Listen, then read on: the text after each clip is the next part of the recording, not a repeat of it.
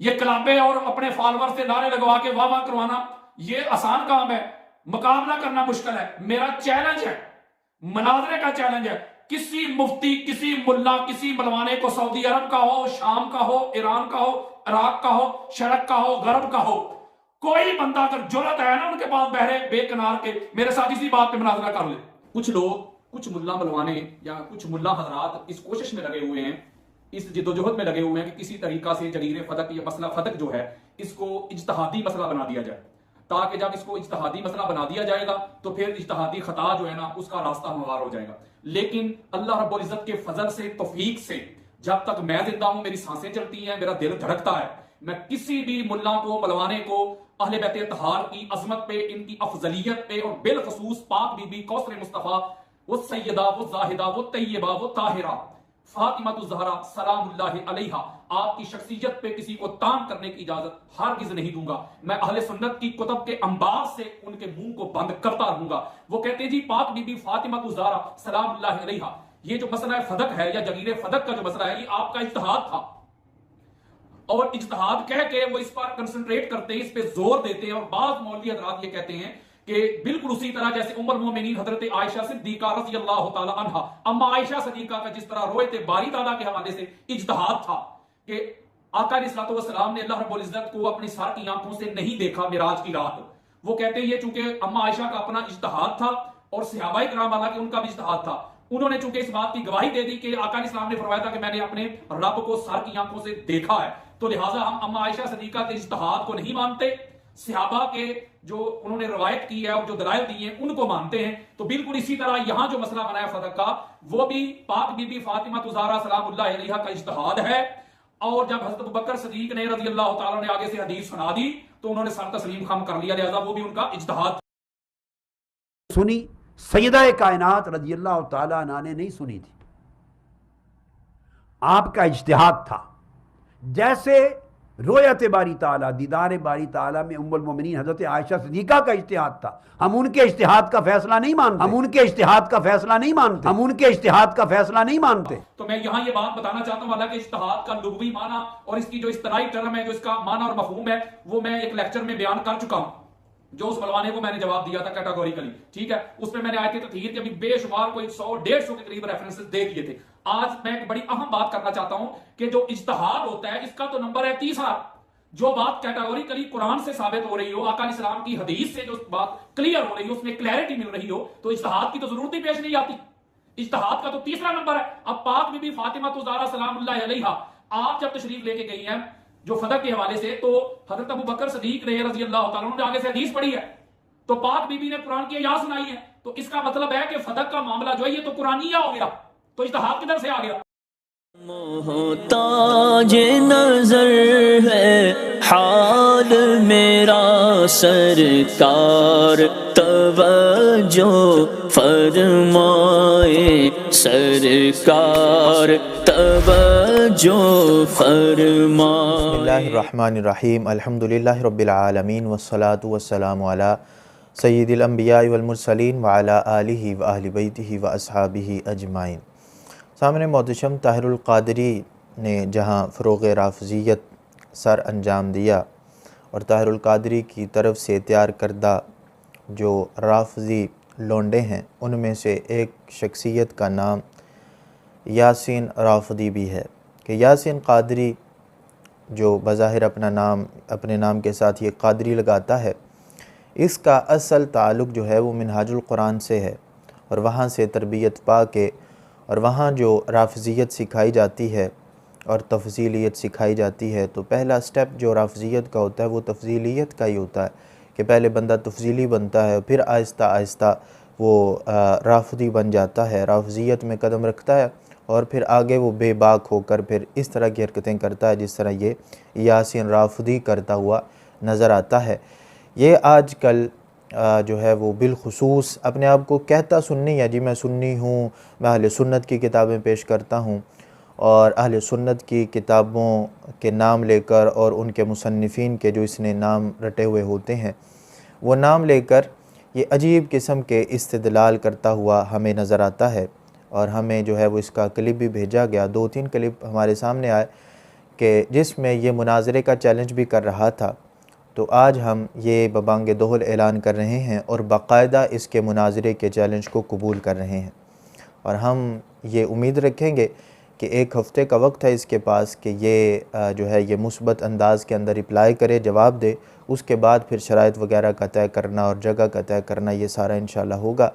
और फिर हम इंशाल्लाह तबारक व तआला इस बात को साबित करेंगे कि ये बंदा बिल्कुल राफ़दी है। और असल में जो मौजू होगा जिसकी इब्तदा है वो कई दफ़ा ये पहले भी चैलेंज कर चुका और फिर भी दोबारा भी ये अक्सर चैलेंज करता हुआ नज़र आता है। मौजू यही होगा, ये मसला मासूमियत वाला, कि ये हज़रत साहब कहते हैं कि जो मसला फ़दक है ये कुरानी मसला था और सैयदा पाक रज़ी अल्लाह ताला अन्हा ने कुरान करीम की आयत पढ़ी थी, तो लिहाजा ये कुरानी मसला था। और सैयदना सिद्दीक़ अकबर रज़ी अल्लाह ताला अन्हु, आपने रसूल करीम सल्लल्लाहु अलैहि वसल्लम का फरमान सुनाया था। तो ये कहता है यानी अपना जो इसका रूहानी बाप था वो ताहिरुल कादरी, उसका भी इनकार करते हुए जिससे राफ़ज़ियत सीखी थी, जब राफ़ज़ियत में कदम रखा तो उसको भी जो है वो साइड करवाई और ये कहा कि जी ताहिरुल कादरी का ये मज़हब था कि ताहिरुल कादरी कहता है कि बाग़ फ़दक जो है, ये जगीर फ़दक का जो ये मसला है, बाग़ फ़दक का ख़ुसूसन ये मसला जो है ये उसी तरह है कि जिस तरह सैयदा आयशा सिद्दीक़ा रज़ी अल्लाह ताला अन्हा का रोयत बारी ताला वाला मसला है कि सैयदा आयशा पाक रज़ी अल्लाह ताला अन्हा उनका एक अपना जो है वो इज्तिहाद है, दूसरी तरफ असहाब रसूल सल्लल्लाहु अलैहि वसल्लम का इज्तिहाद है। तो ये बेवकूफ़ जाहिल शख्स ये कहता है जी इज्तिहाद का तो नंबर ही तीसरा होता है, और फिर तीसरा नंबर करके यानी वो जो हदीसें तिरमिज़ी शरीफ के अंदर भी हदीस मिलती है हज़रत मुआज़ बिन जबल रज़ी अल्लाह तआला अन्हु वाली,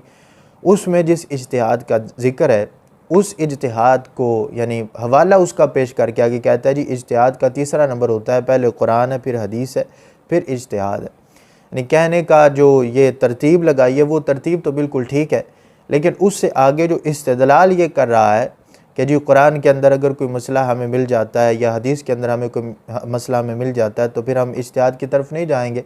तो ये बात बिल्कुल ठीक है कि अगर कुरान से मसला हल होता है तो फिर कुरान तक ही रहेंगे, या हदीस रसूल अलैहिस्सलातु वस्सलाम से मसला हल होता है। असल में तो इज्तिहाद की ज़रूरत वहाँ पर पड़ती है जहाँ पर इख्तिलाफ़ होता है, यानी कि कुरान की एक आयत का मतलब जो है कुछ वाज़े हो रहा हो और फिर उसी आयत का मतलब कोई इमाम उसे कोई ले रहा हो। इसी तरह हदीस रसूल अलैहिस्सलातु वस्सलाम के लिहाज से ऐसा होता है कि कोई सहाबी या आगे मुज्तहिद जो होता है वो आगे कुरान की आयत का मतलब वाज़े करता है कि असल में इसका मतलब वो नहीं है कि जो फ़लाँ इमाम ने लिया, और दूसरा कहता है कि कुरान की आयत का ये मतलब असल में वो नहीं कि जो फ़लाँ इमाम ने लिया। तो यहाँ फिर मुज्तहिदीन का इख्तिलाफ़ होता है। तो ये याद रखें कि वइज़ा हकमल हाकिम जो रसूल करीम सल्लल्लाहु अलैहि वसल्लम की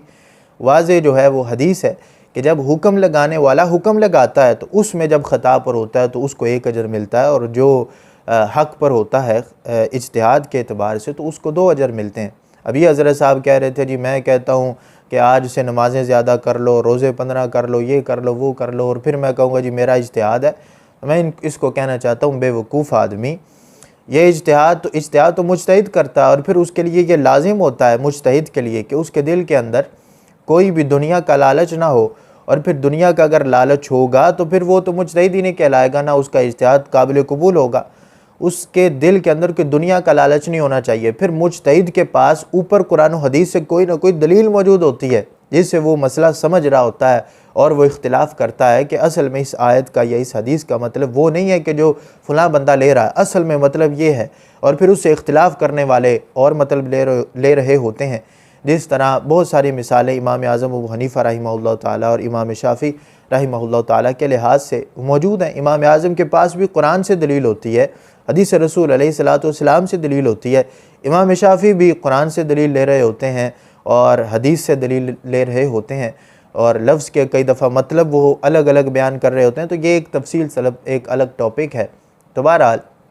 जब गुफ्तगू होगी तो फिर हम इसके अंदर इंशाअल्लाह तबारक व तआला बाकी भी दलाइल पेश करेंगे। तो हम बमांगे दोहल इसके चैलेंज को कबूल कर रहे हैं। सबसे पहले जिस मसले पर हम बात करेंगे वो ये मसला होगा, उसके बाद ये कोई मौजू रखना चाहता है तो इंशाअल्लाह तबारक व तआला बाकी मौज़ूआत अफ़ज़लियत सैयदना सिद्दीक़ अकबर रज़ियल्लाहु तआला अन्हु का मौजू हो उस पर भी हम बात करने के लिए तैयार हैं, और इसी तरह बाकी जो मौज़ूआत हैं उस पर भी हम बात करने के लिए तैयार हैं। लेकिन सबसे पहले जो मौजू होगा कि जिसके ऊपर ये उछलता हुआ हमें नज़र आता है, और इसने जो चंद नाम याद किए हुए हैं आइम्मा अहले सुन्नत के, कि जी कुसलानी, अस्कलानी, बहकी और इस तरह के नाम वो लेता है, और लोगों को ये तासुर देता है कि शायद मुझसे बड़ा मुहक्किक तो आज तक दुनिया में पैदा ही कोई नहीं हुआ, और आज तो दुनिया के अंदर मुझसे बड़ा मुहक्किक तो वाक़अतन मौजूद है ही नहीं, मैं ही सबसे बड़ा आलिम हूँ और मुझे इन सब का पता है, बाकी तो किसी को पता ही नहीं है। तो इस वजह से इसका ये जो गुरूर है, इसका ये जो तकब्बुर है, और अपने आप को अहले बैत का मुहिब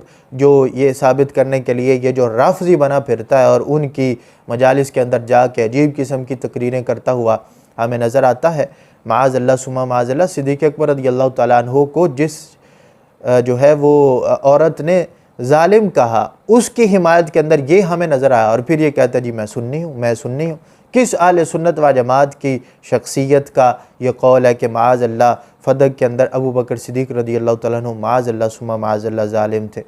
तो तुम कहते हो जी मैं सुन्नी हूँ, मैं सुन्नी हूँ। तो फिर इंशाअल्लाह तबारक व तआला ये जो अहले सुन्नत के अदिल्ला हैं इनको सामने रख के और फिर शराइत आगे तय करके इंशाअल्लाह गुफ्तगू की जाएगी। तो फिर मैं आखिर में ऐलान कर रहा हूँ कि हम बबांगे दोहल तुम्हारे चैलेंज को कबूल कर रहे हैं, यासिन राफ़दी हम तुम्हारे चैलेंज को कबूल कर रहे हैं। अगर तुम्हारे अंदर कोई दमखम है तो फिर इसका मुस्बत जवाब दो, हम तुम्हारे जवाब का 1 हफ़्ते तक इंतज़ार करेंगे। अगर तुम जवाब नहीं देते तो फिर उस अगले लाएअमल का हम ऐलान करेंगे। वैसे भी दुनिया जान जाएगी कि तुम जो हो वो सिर्फ फ़राडी हो और ड्रामेबाज़ हो, ड्रामेबाजी और फ़राड करना ही तुम्हारा काम है, तुम सामने आके किसी चीज़ को साबित करने की जुर्रत नहीं रखते। अल्लाह तबारक व तआला हम सब को अमल की तौफ़ीक़ अता फ़रमाए और अल्लाह तबारक व तआला हम सब का हामी व नासिर हो। व आखिरु दावाया अनिल हम्दुलिल्लाहि रब्बिल आलमीन।